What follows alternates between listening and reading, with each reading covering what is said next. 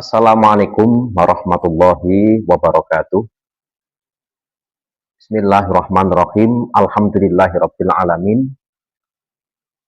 Nahmaduhu wa nasta'inuhu wa nastaghfiruh wa na'udzu billahi min syururi anfusina wa min sayyiati a'malina may yahdihillahu fala mudhillalah wa may yudlilhu fala hadiyalah. Asyhadu an la ilaha illallah wahdahu la syarikalah wa asyhadu anna sayyidana wa maulana Muhammadan abduhu wa rasuluh la nabiyya ba'dah. Allahumma sholli wa sallim ala sayyidina Muhammad wa ala ali sayyidina Muhammad. Amma ba'du. Hadirin hadirat yang kami hormati, masih bersama dengan Pusat Studi Fikih Nusantara UIN Said Ali Rahmatullah Tulungagung dan PSP UIN Said Ali Rahmatullah Tulungagung. Melanjutkan kajian kitab Tadhib terkait dengan kitab Siyam. Bismillahirrahmanirrahim. Ila hadratin Nabil Mustafa Rasulullah sallallahu alaihi wasallam wa alihi wa ashabihi wa azwajihi wa dzurriyyatihi wa naqsila hadratil ruhi Sayyidi Syekh Abdul Qadir Al-Jailani wa naqsila hadratil ruhi wa li masyayikhina ma'alimin wa li talamidina wa li ahlina wa dzurriyyatina lana wa lahumul Fatihah. A'udzu billahi minasyaitonir rajim. Bismillahirrahmanirrahim. Alhamdulillahirabbil alamin. Arrahmanirrahim. Maliki yaumiddin. Iyyaka na'budu wa iyyaka nasta'in. Ihdinas siratal mustaqim. Shiratal ladzina an'amta 'alaihim ghairil maghdubi 'alaihim waladdallin. Amin. Bismillahirrahmanirrahim. Qala al-musannifu rahimahullahu ta'ala nafa'anallahu bihi wa bi 'ulumihi wa amadana bi asrarihi fid dharaini. Amin. Bismillahirrahmanirrahim. Wa faraidus shaumi arba'atu asya'a. Wa faraidus shaumi utawi pira-pira fardune poso iku arba'atu asya'a, ana papat pira-pira perkara. An-niyatu suwiji iku niat, wal imsaku lan ngeker atau menahan diri, anil akli saking dahar, wasyurbilan saking ngunjuk, wal jimailan saking jima atau hubungan biologis antara suami dan istri, wa ta'ammudil qai'i lan nyengaja muntah. Nah, 4 item ini di dalam kitab Tadhib masuk dalam kategori faraidus shaum. Seperti itu. Jadi faraid itu sama dengan arkan. Dalam konteks fikih, yang namanya hukum itu tidak lepas dari 2 hal. Sebagaimana kajian pada pertemuan yang lalu, ada arkan atau faraid, kemudian yang kedua ada syurut atau syarat.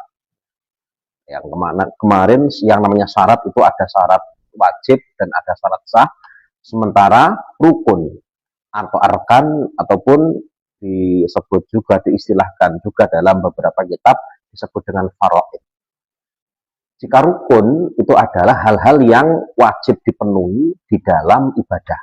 Saat melaksanakan ibadah, maka item-item yang masuk dalam kategori rukun ini wajib dipenuhi. Sementara syarat itu adalah hal-hal yang wajib dipenuhi di luar atau sebelum ibadah itu dilaksanakan. Itu adalah syurut atau syarat. Nah, adapun 4 item ini masuk dalam kategori faraid ataupun arkan. Jadi saat shaim ya, atau seorang mukallaf, orang yang oleh Allah Subhanahu wa taala dikenakan beban taklif untuk melaksanakan puasa Ramadan. Jadi mulai tulu'ul fajri ketika subuh, hatal huruf hingga maghrib, maka limit atau batasan rukun itu dilakukan yaitu mulai subuh atau terbit fajar sampai tenggelamnya matahari. Ini timing atau waktu pemenuhan faraid ataupun arkan tadi. Jadi niat, yang pertama niat, seperti itu. Nah, Kapan niat itu dilangsungkan? Di dalam ta'liqat kitab Tadhib ini dijelaskan qoblal fajri. Niat dilaksanakan sebelum subuh. Likulli yaumin, kedua saben-saben dino, setiap hari. Nah, ini karena kitab ini ditulis oleh salah seorang Syafi'iyah, maka ukuran niat untuk puasa Ramadan, ya, teorinya mengikuti mazhab Syafi'i. Dasarnya apa? Liqaulihi sallallahu alaihi wasallam. Karena dawuh Kanjeng Nabi Muhammad sallallahu alaihi wasallam. Rupane dawuh, malam yubayyit asyama qoblal fajri fala siyama lahu. Rawahu Daruqutni wa ghairuhu. Man sapane wong lam yubayyit kang ora nginepake sapa man asyama ai an-niyata tegese ing niat poso qoblal fajri ing dalem sadurunge subuh fala siyama mongko ora ana poso iku sah lahu kedue man. Jadi barang siapa yang tidak iqrarun niyah fil qalbi, mengikrarkan niat di dalam hati, kok tidak mengikrarkan niat di dalam hati sebelum subuh, maka fala siyama lahu, puasanya tidak sah. Seperti itu. Nah, kemudian ketika tadi yang namanya rukun atau fardhunya puasa atau rukunnya puasa, tadi dikatakan startnya mulai tulu'ul fajri sampai ghurubus syamsi. Nah, ini niat kok ada tabayyutun niyah, harus di langsungkan di malam hari. Ini masuk dalam kategori kekhususan ketentuan. Karena di dalam beberapa redaksi kitab itu atau keterangan kitab itu dijelaskan ikhtiyatun lil ikhtiyat untuk menunjukkan kehati-hatian. Selain itu memang juga ada alam dasar yuridis yang sangat jelas ini ya. Jadi ini masuk dalam kategori teks dalil yang qat'i dilalah ya. Jadi jelas dasarnya dari beliau Nabi Muhammad sallallahu alaihi wasallam khusus dalam puasa fardu, termasuk dalamnya adalah puasa Ramadan, niat itu di malam hari sebelum subuh. Bismillahirrahmanirrahim. Nah, kemudian yang perlu dicatat lagi bahwasanya tempat niat itu di dalam hati. Wa mahalluha al-qalbu. Wa amma talaffudun niyati fil lisan mustahabun. Jadi niat itu yang wajib adalah mengikrarkannya di dalam hati. Ya Allah, saya niat melaksanakan puasa Ramadan tahun ini faradhan lillahi ta'ala. Nawaitu shauma ghadin an adai fardhi syahri ramadhana hadhihi sanata atau ramadhani hadhihi sanati faradhan lillahi ta'ala.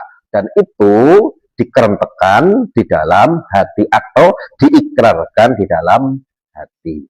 Kalau ingin tambahan kesunahan ya lesannya ikut melafalkan.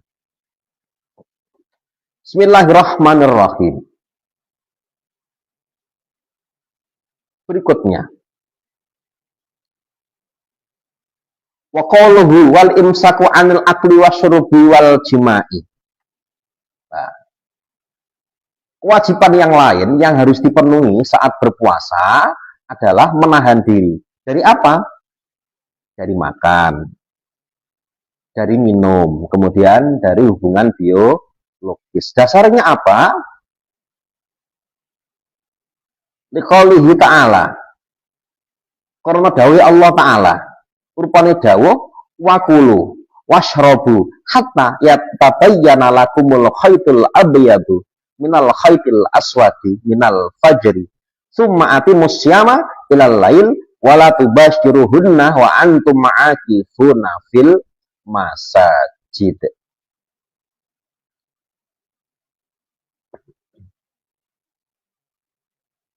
Wakulu, makanlah, washrobu, minumlah, hatta yatabayyana, hingga jadi jelas lakum kedua sira kabeh apa al khaitu al abyadu benang putih minal khaitil aswadi saking benang ireng, minal fajri saking fajar. Summa atimmu, banjur nyempurnakno sapa sira kabeh asyama ing poso ilal lail tumeka marang wektu bengi. Wala tubasyiru lan aja padha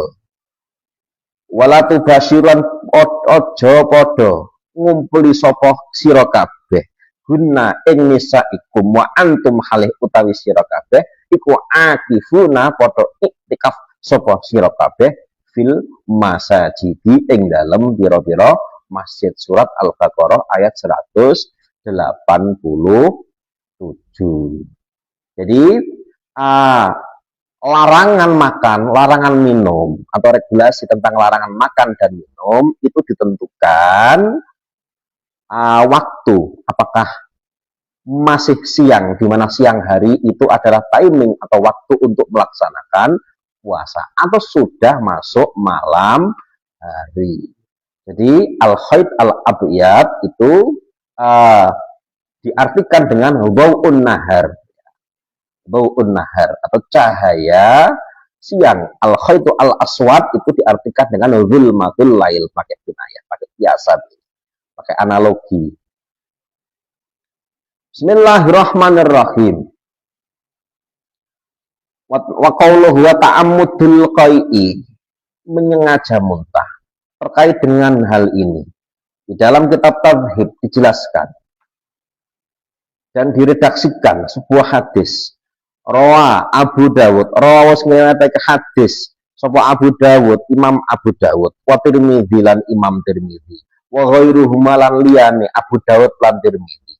An Abi Hurairah, dan critakake sanging sahabat Abu Hurairah radhiyallahu anhu qala, dawuh sapa sahabat Abu Hurairah, qala Rasulullah sallallahu alaihi wasallam, qala dawuh sapa Rasulullah sallallahu alaihi wasallam, Kanjeng Rasul sallallahu alaihi wasallam dawuh, man zara'ahu qai'un ila akhirih, ing dawuh man zara'ahu qai'un ila akhirih, yang artinya man sapane wong zara'a kang nglindih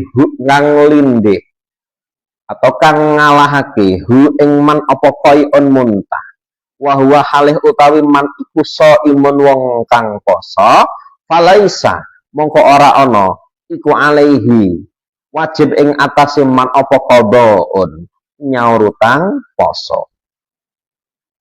Wa inistasqaa lan lamun amrih muntah sapa man falyaqdi mongko wajib ngodoi sapa man.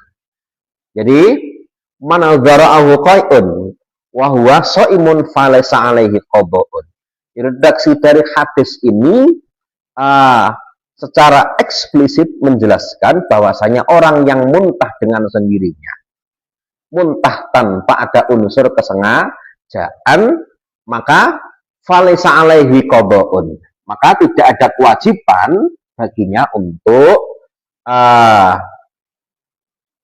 membayar hutang puasa. Artinya apa? Artinya memang tidak ada hutang. Kenapa kok tidak ada hutang? Karena puasanya tidak batal. Artinya muntah yang tidak disengaja, ada muqastin, bighairi qastin, maka puasanya tidak batal. Oleh karena itu, hal yang harus dijauhi adalah ta'ammudul qai', ya. Ta'ammudul qai', menyengaja muntah, karena unsur kesengajaan saat muntah ini masuk dalam kategori mubtilatus shaum, hal-hal yang membatalkan puasa. Karena unsur kesengajaan dalam muntah tadi itu dilarang, maka sudah menjadi kewajiban bagi orang yang berpuasa untuk meninggalkan hal ini, ya. Seperti itu. Bismillahirrahmanirrahim. Walladzi yuftiru bihi as-shaimu asyratu asya'a. Berikutnya terkait dengan hal-hal yang membatalkan puasa. Walladzilan perkara yuftiru kang bisa batalake bihi sebab alladzi yuftiru kang bisa batal bisbab Allah bisopo imu wong kang poso iku asyratu asya'a ana 10 pira-pira perkara. Jadi dalam kitab Tauhid dijelaskan bahwasanya hal-hal yang menyebabkan puasa seseorang itu menjadi batal itu ada 10 hal. Apa 10 hal tadi? Yang pertama adalah rupane perkara wasolakang mlebu apa ma'am dan kelawan sengaja ilal jaufi marang lubang tubuh warok silan kepala. Jadi yang pertama adalah hal-hal yang masuk ke dalam tubuh dengan sengaja, seperti mulut, kemudian hidung, kemudian telinga, kubul maupun dubur. Kok dimasukkan dengan sengaja, maka dapat membatalkan puasa. Mafhum mukhalafahnya ketika mawasola ilal jauf tadi itu terjadi. Masuk wusul bi qasdin tanpa adanya unsur kesengajaan, maka tidak membatalkan puasa. Seperti minum ataupun makan tanpa adanya unsur kesengajaan, walaupun secara empiris jelas ada perkara yang masuk ke dalam mulut berupa makanan. Maka ketika unsur ketidaksengajaan tadi itu menyebabkan wusulu ma'ilal jauf itu tidak membatalkan puasa. Bismillahirrahmanirrahim. Wal huknatu lan nglebokake obat fi ahadis sabilaini ing dalam salah sijine dalan loro.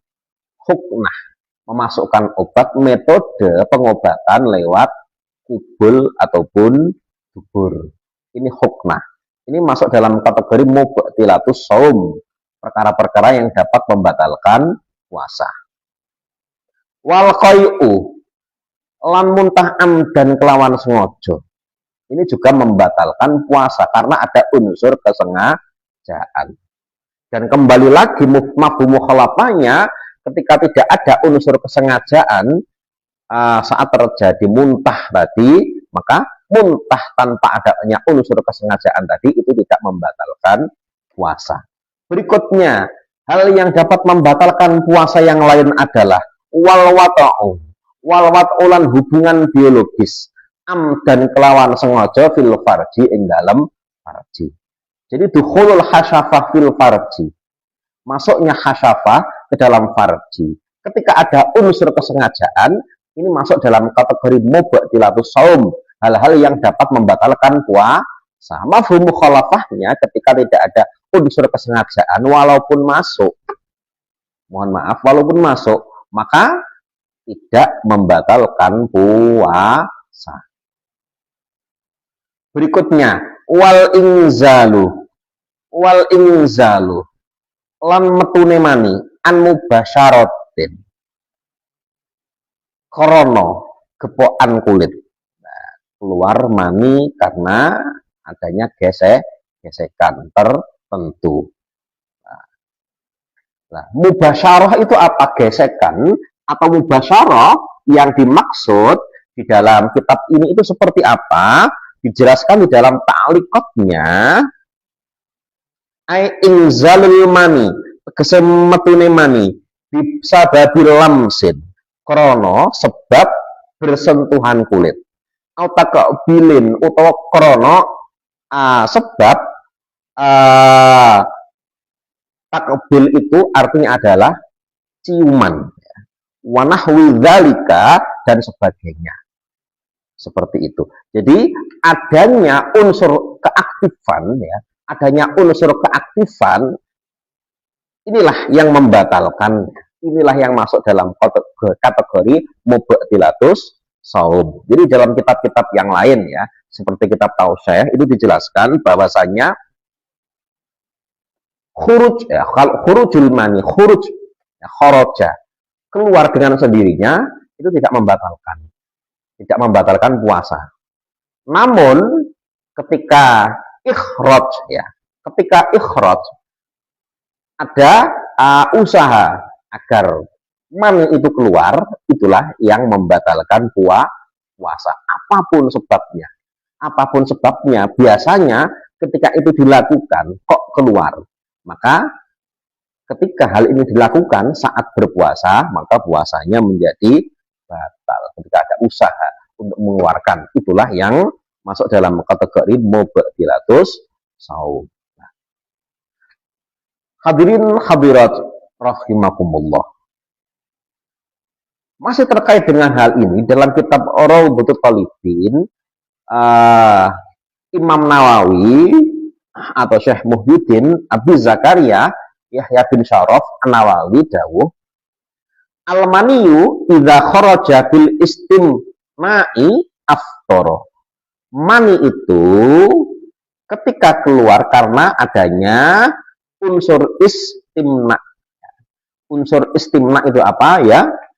Memang ada usaha untuk mengeluarkan agar nyaman ya. Maka aftara ini membatalkan puasa. Misalnya orang yang orang yang onani, nah, itu istimna.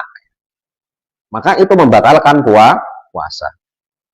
Wa in kharaja, ketika mani itu keluar bimujarad di fikrin. Bimujarad di fikrin. Misalnya karena adanya imajinasi. Tiba-tiba imajinasi itu terlintas di kepalanya orang yang sedang berpuasa. Wanadhri syahwatin, atau melihat tiba-tiba lewat ya, orang atau lewat sesuatu di depannya. Nah, ini nadhri syahwat, tiba-tiba. Tidak ada unsur kesengajaan, tiba-tiba terlihat sesuatu yang dapat menyebabkan mani itu keluar, lam yuftir, maka itu tidak membatalkan puasa. Jadi mujaradu fikrin kemudian nadru syahwat itu tidak membatalkan puasa. Namun kalau istimna, onani, itu membatalkan puasa. Jadi kenapa kok seperti itu? Karena mujaradu fikrin, imajinasi yang tiba-tiba muncul, atau tiba-tiba melihat sesuatu tanpa sengaja. Sekali lagi, dalam dua item yang tidak membatalkan puasa ini tadi, tidak ada unsur qasdun, tidak ada unsur kesengajaan untuk mengeluarkannya. Maka hukum puasanya tidak batal.